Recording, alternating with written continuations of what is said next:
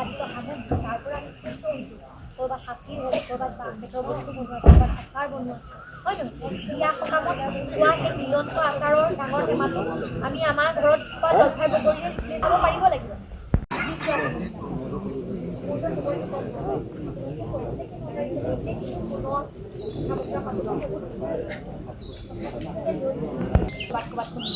তেখেতসকলক আমি খুব কেয়াৰফুলি বুজাই দিব লাগিব যে চিলিণ্ডাৰটো দিয়া মানে গৌৰৱ গগৈ আজি মই যদি কি ওলাম আমি কাক মুখ্যমন্ত্ৰী ৰূপে লৈ যাব বিচাৰিম ঘৰত তাকে লৈ যাব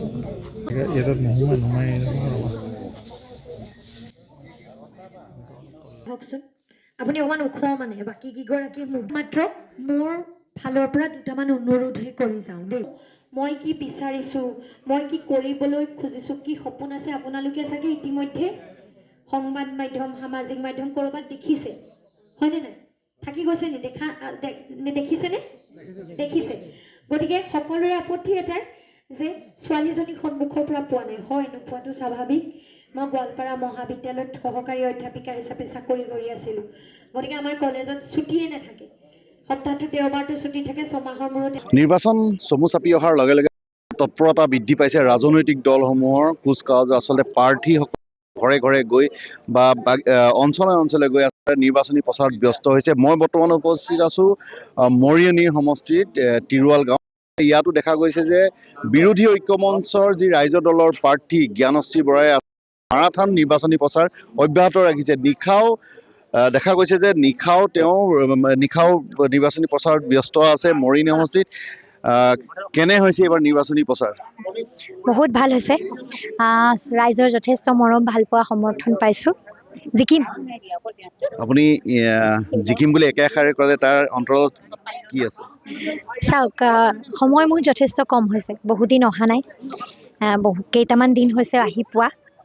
কিন্তু এইকেইটা দিনত যিটো ৰাইজৰ স্বতঃস্ফূৰ্ত সঁহাৰি দেখিছোঁ আৰু মই সাধাৰণ ঘৰৰ ছোৱালী অৰ্থনৈতিকভাৱেও মই এনে এখন যুঁজ কৰিব পৰাকৈ ইমান সমৃদ্ধিশালী নহয় কিন্তু যি ৰাইজৰ স্বতঃস্ফূৰ্ত সঁহাৰি দেখিছোঁ নিজৰ নিজৰ গাড়ী লৈ পঞ্চায়তে ৰাইজ মোৰ বাবে ওলাই আহিছে নিজে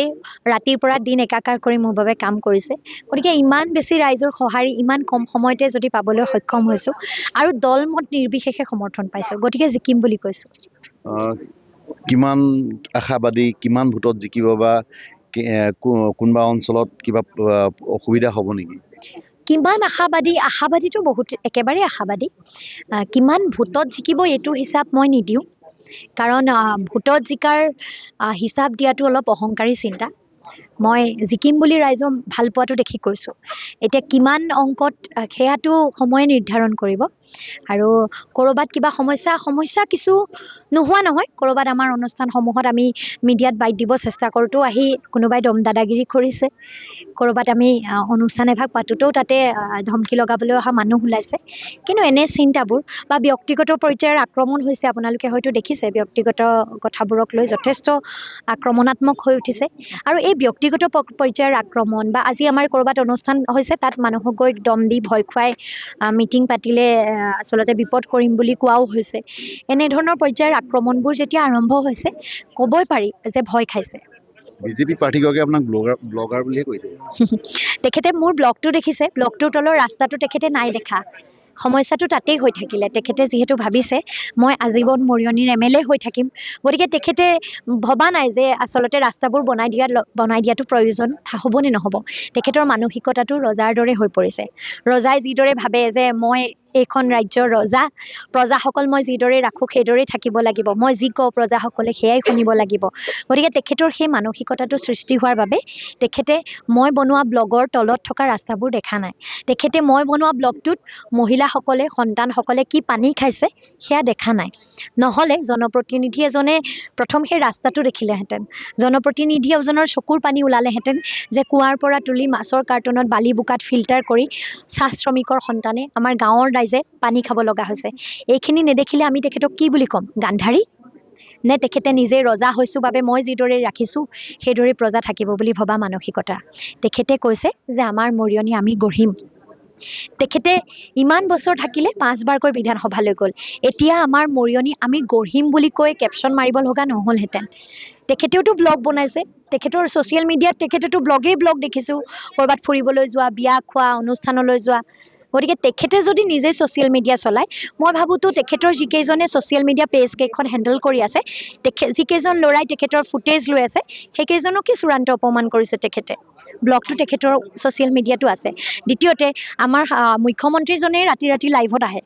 গতিকে কাৰোবাক ছ'চিয়েল মিডিয়াৰ ইনফ্লুৱেঞ্চাৰ বা ব্লগাৰ বুলি ঠাট্টা মাৰোঁতে তেখেতে যে বালিলৈ যি পাত সুগ্ৰীবলৈও সেই পাত, তেখেতে হিমন্ত বিশ্ব শৰ্মা ডাঙৰীয়াকে প্ৰথম টাৰ্গেট কৰিছে আৰু নিজৰ লগত ঘূৰি থকা টীমটোকো তেখেতে অপমান কৰিছে। নিজৰ ছ'চিয়েল মিডিয়া একাউণ্টতো তেখেতে ব্লগেই বনাইছে। কিন্তু মূল কথাটো হ'ল, মই ব্লগ বনাওঁ, ৰাইজৰ মাজলৈ গৈ ৰাইজৰ সমস্যাবোৰ যি ধৰণে আমি ক'ব লাগে সেই ধৰণে ক'বলৈ চেষ্টা কৈছোঁ। আজি বিধানসভাৰ বাহিৰত আছোঁ, বাহিৰত কৈছোঁ। সামাজিক মাধ্যম এটা শক্তিশালী মাধ্যম, সংবাদ মাধ্যম আটাইতকৈ বেছি শক্তিশালী মাধ্যম। কাইলৈ বিধানসভাৰ ভিতৰতো ক'ম। এই সমস্যাবোৰ সমাধানৰ বাবে যুঁজিব বিচাৰোঁ বাবে ওলাই আহিছোঁ। এজন জনপ্ৰতিনিধি ইমান বছৰ শাসনত থাকি তেখেতে যে গম নাপালে যে ৰাইজে পানী খাবলৈ পোৱা নাই, ৰাস্তা ঘাট পথেৰে ছাত্ৰ ছাত্ৰী স্কুল বিদ্যালয়লৈ যাব নোৱাৰে, বুকুচাত লৈ পিঠিত লৈ প্ৰসূতিক লৈ যাব লগা হয় চিকিৎসালয়লৈ। আচলতে চিকিৎসা সেৱা নাপাই বহু মানুহৰ মৃত্যু হয়, সীমা সমস্যাত বহু মানুহে ভয় খাই থাকিবলগীয়া হয়। এই কথাবোৰ বিগত সময়বোৰত গম নোপোৱাকৈ থাকি কেনেকৈ গ'ল? আজি কোনোবাই ব্লগ বনাই তেখেতক ৰিমাইণ্ডাৰ দিব লগা কিয় হ'ল? তেখেতে নিজেই ক'ব লাগিছিল ব্লগ বনাই যে মই এইখিনি কৰিলোঁ। কি প্ৰতিশ্ৰুতিৰে আপুনি আগবাঢ়িছে? প্ৰথম, যিখিনি মৌলিক সমস্যা আছে, পানী টুপি ৰাইজে খাবলৈ পোৱা নাই, সীমা সমস্যা আছে, মাটিৰ পট্টাৰ সমস্যা আছে, জলসিঞ্চনৰ অভাৱ আছে, আমাৰ ইয়াত আচলতে শ্ৰমিকসকলৰ জীৱনৰ মান উন্নত হোৱা নাই, চিকিৎসা সেৱা বিধ্বস্ত ৰূপত আছে, আমাৰ শিক্ষা ব্যৱস্থা বিধ্বস্ত ৰূপত গৈ আছে লাহে লাহে। এই সমস্যাবোৰ সমাধান কৰিবলৈ যুঁজিম। জলাশয় এটা খনন কৰিবলৈ লোৱা হৈছে যিটো, সেই তেনেধৰণৰ ৰাইজৰ হিতৰ বিপৰীতে যোৱা কোনো কাম যাতে কৰা নহয়, ৰাইজৰ মতামত লৈ ৰাইজৰ পক্ষত থাকিহে যাতে জনপ্ৰতিনিধি এজনে কাম কৰে, তাৰ বাবে যুঁজখন কৰিম। সমান্তৰালকৈ আমাক কিছু পৰিৱৰ্তনৰ বাবে কাম কাজ লাগিব, প্ৰকল্প লাগিব। ইয়াত ভাল এখন চিকিৎসালয় আৰু সকলো অঞ্চলৰ ৰাইজে সুবিধা পোৱাকৈ চিকিৎসা সেৱা ব্যৱস্থাটো নাই। চিকিৎসালয়সমূহত স্পেচিয়েলিষ্ট ডক্টৰছ নাই, ICU, NICU, PICU নাই, আমি লৈ যাবলৈ আনকি এম্বুলেঞ্চ পৰ্যন্ত নাই। গতিকে চিকিৎসা ব্যৱস্থাটোত কেৱল বিল্ডিংটোৱে মানুহক বচাব নোৱাৰে, তাৰ বাবে আমাক ভাল চিকিৎসালয় লাগিব, সকলো সুবিধাযুক্ত ভাল শিক্ষানুষ্ঠান লাগিব, এখন পশু চিকিৎসালয় লাগিব য'ত বহু পশুপালক আছে। আমাৰ সীমা সমস্যাটোৰ সমাধান হ'ব লাগিব। সমান্তৰালভাৱে আমি গমধৰ কোঁৱৰ ক্ষেত্ৰখনক লৈ আমি এক পৰিকল্পনা কৰিব বিচাৰোঁ, তাক পৰ্যটনৰ ক্ষেত্ৰৰূপে। সেই বীৰজনাক আমি যথাযোগ্য সন্মান, তেখেতৰ জীৱন কাহিনী প্ৰতিটো প্ৰান্তৰ শিশুৱে গম পোৱাকৈ, উঠি অহা প্ৰজন্মই গম পোৱাকৈ, তেখেতৰ জীৱন কাহিনী প্ৰতিফলিত হ'ব পৰাকৈ যাতে তাত এটা মিউজিয়ামৰ সৃষ্টি কৰিব পাৰোঁ, সেই ক্ষেত্ৰখনক প্ৰকৃত মৰ্যাদা দিব পাৰোঁ। ইয়াত বহুকেইটা ঐতিহাসিক সমল আছে, গড় আছে, আমাৰ বহু পুখুৰী আছে। সেই ঐতিহাসিক সমলসমূহক কেন্দ্ৰ কৰি আজি gibbon, Dishai valley, Tiru hills, গাভৰুক কেন্দ্ৰ কৰি আমি এক পৰ্যটনৰ কেন্দ্ৰস্থল ৰূপে গঢ়ি তুলিব বিচাৰোঁ গোটেই সামগ্ৰিক সমষ্টিটোক, গোটেই অঞ্চলটোক, যাতে সকলোৱে বজাৰখন পাই উৎপাদিত সামগ্ৰী বিক্ৰী কৰিব পাৰে, সকলোৱে পৰ্যটনৰ জৰিয়তে নিজক আচলতে সংস্থাপিত কৰিব পাৰে। আৰু প্ৰতিখন গাঁৱত ক্ষুদ্ৰ উদ্যোগ এটা আমি সংস্থাপন কৰিব বিচাৰোঁ। ক'ৰবাত আচাৰ, ক'ৰবাত জালুকৰ উদ্যোগ, ক'ৰবাত সাঁচিৰ উদ্যোগ, ক'ৰবাত আমাৰ বাঁহ বেতৰ বস্তু, ক'ৰবাত কাপোৰৰ উদ্যোগ, যাতে মহিলা আৰু যুৱক যুৱতীসকলে সংস্থাপনৰ অভাৱত ভুগিব লগা নহয়। ধন্যবাদ। এয়া আছিল বিৰোধী ঐক্য মঞ্চৰ ৰাইজৰ দলৰ প্ৰাৰ্থী জ্ঞানশ্ৰী বৰা। পুৱাৰ পৰা এনেদৰে নিশাৰ ভাগলৈকৈ মাৰাথান নিৰ্বাচনী প্ৰচাৰ তেওঁ অব্যাহত ৰাখিছে আৰু যথেষ্ট লোকৰ তেওঁ সমাগম পাইছে আৰু তেওঁ যথেষ্ট আশাবাদী যে আগন্তুক যি বিধানসভা নিৰ্বাচনত তেওঁ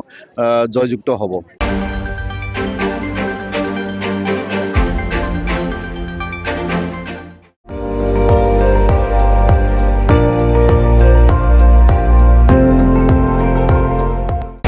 আপুনি চাই আছে ND24, সৰ্বশ্ৰেষ্ঠ নহয়, সৰ্বোত্তমৰ দৌৰ।